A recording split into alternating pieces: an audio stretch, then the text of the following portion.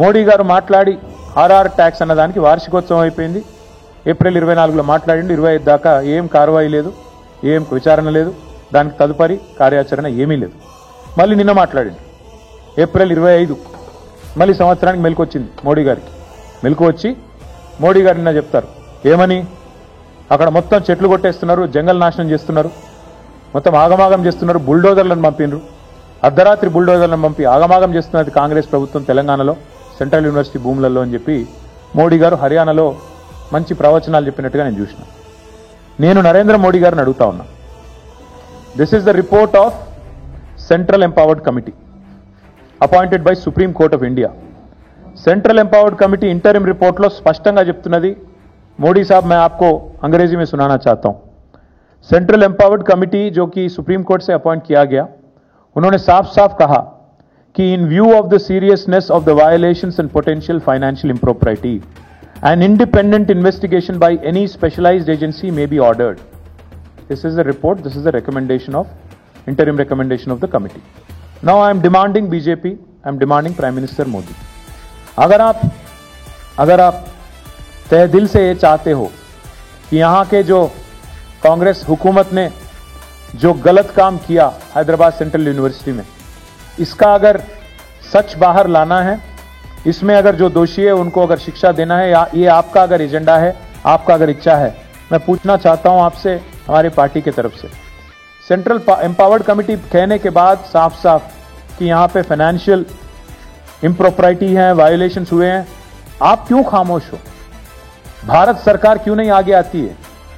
भारत सरकार क्यों नहीं आगे आके कोई कार्रवाई शुरू करती है? हमने तो चिट्ठी लिख दी पूरे डिटेल्स के साथ साथ, हर किसी को हमने चिट्ठी लिखी. हमने लिखा हमारे पार्टी की तरफ से आरबीआई गवर्नर को, एसएफआईओ को, सीरियस फ्रॉड इन्वेस्टिगेशन ऑफिस को, साथ ही साथ हमने सीवीसी को, सेंट्रल विजिलेंस कमिश्नर, सीबीआई, हर किसी को हमने पूरा डिटेल के साथ, पूरा आधार के साथ हमने चिट्ठी लिखा. अगर वो बस नहीं है आपके लिए, अगर वो काफी नहीं है आपके लिए, तो मैं पूछना चाहता हूं क्या ये सेंट्रल एम्पावर्ड कमेटी का रिपोर्ट भी आपके लिए काफी नहीं है?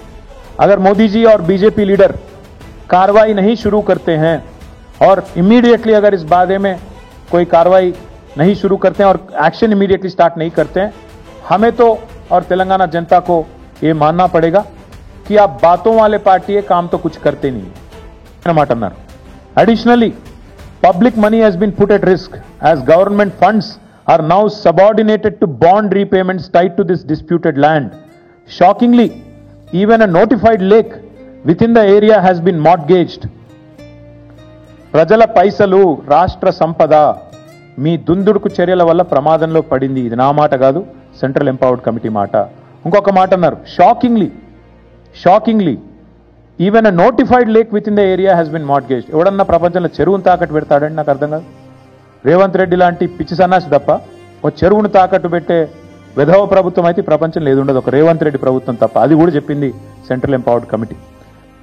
ఫార్ములా ఈ కేసులో నా మీద ఏదో అడ్డమైన ఆరోపణలు చేస్తే నేను చెప్పిన, నేను విధానపరమైన నిర్ణయం మంత్రిగా తీసుకున్నానని చెప్పిన, అధికారులను బలిపశువుని చేయలే.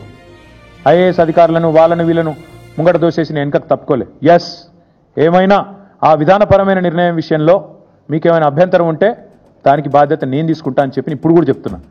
రాజకీయం అంటే అట్లా చేయాలి, అంతేగాని మంచి జరిగితే నాది, చెడు జరిగితే అధికారులది అని ముందు పెట్టి వాళ్ళని బలిపశువులను చేసే కుసంస్కారం మా పార్టీకి లేదు. నేను పోలీస్ అధికారులకు కూడా చెప్తా ఉన్నా, ఇష్టం వచ్చిన కేసులు పెడుతున్నారు. రేవంత్ రెడ్డి ప్రైవేట్ సైన్యంలాగా పనిచేస్తూ ఉన్నారు కొంతమంది, అందరిని అనను, కొంతమంది. ఆ కొంతమందికి నేను చెప్తున్నా, మిమ్మల్ని కూడా వదిలిపెట్టాం, మీ మీద కూడా సుప్రీంకోర్టుకు పోతాం. ఇష్టానుసారం చెలరేగిపోయి అడ్డమైన కేసులు పెడుతున్న పోలీస్ అధికారులు ఎవరైతే ఉన్నారో ఆ కొంతమందికి నేను చెప్తా ఉన్నా, అందరినీ కాదు. అందరూ ఉలిక్కిపడాల్సిన అవసరం లేదు. ఎవరైతే రేవంత్ రెడ్డి ప్రైవేట్ ముఠాలాగా పనిచేస్తున్నారో వాళ్ళకి నేను చెప్తున్నా, మీరు కూడా సుప్రీంకోర్టుకు పోయి మేము మిమ్మల్ని కూడా బయట పెడితే మీరు కూడా ఊచలు లెక్క పెట్టాల్సి వస్తుంది. మీరు కూడా సుప్రీంకోర్టుతో తలవాచి తిట్లు తినాల్సి వస్తుంది. మీకు కూడా ఇగో వీళ్ళకి పట్టిన గతే మీకు కూడా పడుతుంది. జాగ్రత్తగా ఉండండి. ఖచ్చితంగా పోతాం. ఇప్పటికే రీట్వీట్లు చేస్తే కేసులు, దానికి కూడా కేసు పెడతారండి. ప్రపంచంలో ఎక్కడ చూడలేదు. అంటే నేను పోలీస్ అధికారులకు కూడా చెప్తా ఉన్నా, ఇష్టం వచ్చిన కేసులు పెడుతున్నారు. రేవంత్ రెడ్డి ప్రైవేట్ సైన్యంలాగా పనిచేస్తూ ఉన్నారు కొంతమంది, అందరిని అనను, కొంతమంది. ఆ కొంతమందికి నేను చెప్తున్నా, మిమ్మల్ని కూడా వదిలిపెట్టాం, మీ మీద కూడా సుప్రీంకోర్టుకు పోతాం. ఇష్టానుసారం చెలరేగిపోయి అడ్డమైన కేసులు పెడుతున్న పోలీస్ అధికారులు ఎవరైతే ఉన్నారో ఆ కొంతమందికి నేను చెప్తా ఉన్నా, అందరినీ కాదు, అందరూ ఉలిక్కిపడాల్సిన అవసరం లేదు. ఎవరైతే రేవంత్ రెడ్డి ప్రైవేట్ ముఠాలాగా పనిచేస్తున్నారో వాళ్ళకి నేను చెప్తున్నా, మీరు కూడా సుప్రీంకోర్టుకు పోయి మేము మిమ్మల్ని కూడా బయట పెడితే మీరు కూడా ఊచలు లెక్క పెట్టాల్సి వస్తుంది. మీరు కూడా సుప్రీంకోర్టుతో తలవాచి తిట్లు తినాల్సి వస్తుంది. మీకు కూడా ఇగో వీళ్ళకి పట్టిన గతే మీకు కూడా పడుతుంది. జాగ్రత్తగా ఉండండి. ఖచ్చితంగా పోతాం. ఇప్పటికే రీట్వీట్లు చేస్తే కేసులు, దానికి కూడా కేసు పెడతారండి. ప్రపంచంలో ఎక్కడ చూడలేదు. అంటే రిపీట్ చేస్తాను, ఇది ఇంపార్టెంట్ మాట. వారు సెంట్రల్ ఎంపవర్డ్ కమిటీ ఇచ్చిన మాట ఏంటంటే, చెప్పిన రిపోర్ట్ ఏంటంటే, in view of the seriousness of the violations and potential financial impropriety, ఇక్కడ జరిగిన ఆర్థికపరమైన అవకతవకలు, ఇక్కడ జరిగిన ఉద్దేశపూర్వకమైన ఒక అరాచకత్వం ఏదైతే ఉందో దాన్ని దృష్టిలో పెట్టుకొని ఖచ్చితంగా మరి ఒక ఇండిపెండెంట్ ఇన్వెస్టిగేషన్, ఒక స్పెషలైజ్డ్ ఏజెన్సీ ద్వారా ఆర్డర్ చేయండి. ఇది నా మాట కాదు, సెంట్రల్ ఎంపవర్డ్ కమిటీ వారు ఇచ్చిన రిపోర్ట్. అంటే ఎగ్జాక్ట్గా ఇదే మాట నేను ఇక్కడ కూర్చొని వారం రోజుల కింద చెప్పాను.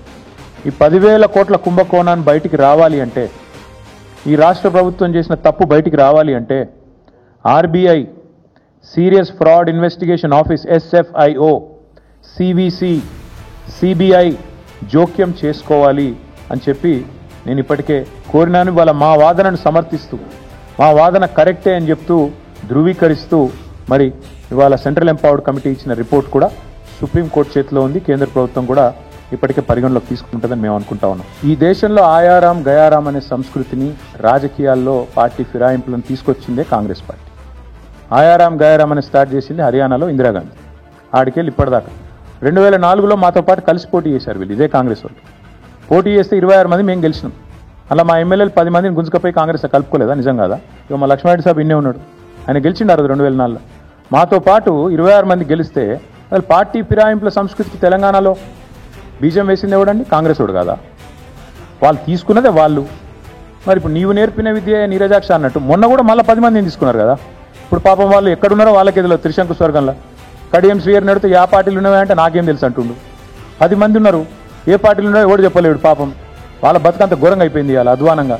నేనేమంటున్నా అంటే, చేసిన వెధవ పనులన్నీ చేసి మా ప్రభుత్వాన్ని ఎవడో వడగొడతాడు. మేము వడగొట్టుడేంది? ఎప్పుడో బంగ్లాదేశ్ లెక్క తిరుగుబాటు వచ్చి ప్రజలకు తాను నిలగొట్టిన నిలగొడతారు మిమ్మల్ని. ఎందుకంటే మీరు చేసే లుచ్చ పనులకు ప్రజలకు కోపం వచ్చిందనుకో, రోడ్డు ఎక్కినరు అనుకో, వాళ్ళ ఆగ్రహం తట్టుకోలేకపోతే ఎవడేం చేస్తాడు దానికి? మీ ప్రభుత్వాన్ని కూలగొట్టాల్సిన ప్రభాకర్ రెడ్డి చెప్పింది అక్షర సత్యం. ప్రభాకర్ రెడ్డి కరెక్ట్గా చెప్పిండు. ఏం చెప్పిండు? ప్రజలు మా దగ్గరకు వచ్చి ఆక్రోషిస్తున్నారని చెప్పిండు. ఏమన్నాడు? అన్న మేము తిరుగుతున్నప్పుడు వచ్చిన వాళ్ళు వచ్చి అంటారు, ఎన్ని రోజులు భరించాలి దరిద్రాన్ని, ఎత్తవతల వాడే రాదుండ్రన్నా అంటున్నారు. మేము చేస్తామని చెప్పలేదు కదా, ప్రజలు చెప్తున్నారు, ఇట్లా అంటున్నారు. కొంతమంది అయితే మేము పైసలు కూడా చందాలు వేసుకొని ఇస్తాం రా భయ్, వీళ్ళు కులగొట్టు రూకే లొల్లేందని అంటున్నారు అని కూడా చెప్పిండు. ఎస్, మాతో కూడా అంటున్నారు, కానీ మేము కులగొడతామని చెప్తలేం. ఎస్, ఈ ప్రభుత్వం దరిద్రం, కాంగ్రెస్ కరోనా కంటే డేంజర్, ఎస్ ఇవన్నీ కరెక్టే. కానీ ప్రజలు నిర్ణయం తీసుకున్నారు. ప్రజాస్వామ్యంలో 5 ఏళ్ళు ఉండాలి. నిర్ణయం తీసుకుంటే ప్రజలకు కూడా తెలియాలి. You can make choices, but you are not free from the consequences of your choices. నేను ఎందుకు చెప్తున్నా అంటే, ఒక నిర్ణయం ప్రజలు తీసుకున్న తర్వాత కాంగ్రెస్ అధికారంలో ఉంది. నేనైతే మనస్ఫూర్తి కోరుకుంటున్నా కాంగ్రెస్ 5 ఏళ్ళు ఉండాలి, రేవంత్ రెడ్డే ఉండాలి 5 ఏళ్ళు. ఎందుకంటే మళ్ళీ 20 ఏళ్ళ తర్వాత ఎవడు కాంగ్రెస్ కోటేయడు. ఇది నా వ్యక్తిగత అభిప్రాయం. కాబట్టి మాకు ఈ దిక్కుమాలిన ప్రభుత్వాన్ని కూలగొట్టే ఆలోచన కానీ, ఎజెండా కానీ, కర్మ కానీ మాకు లేదు.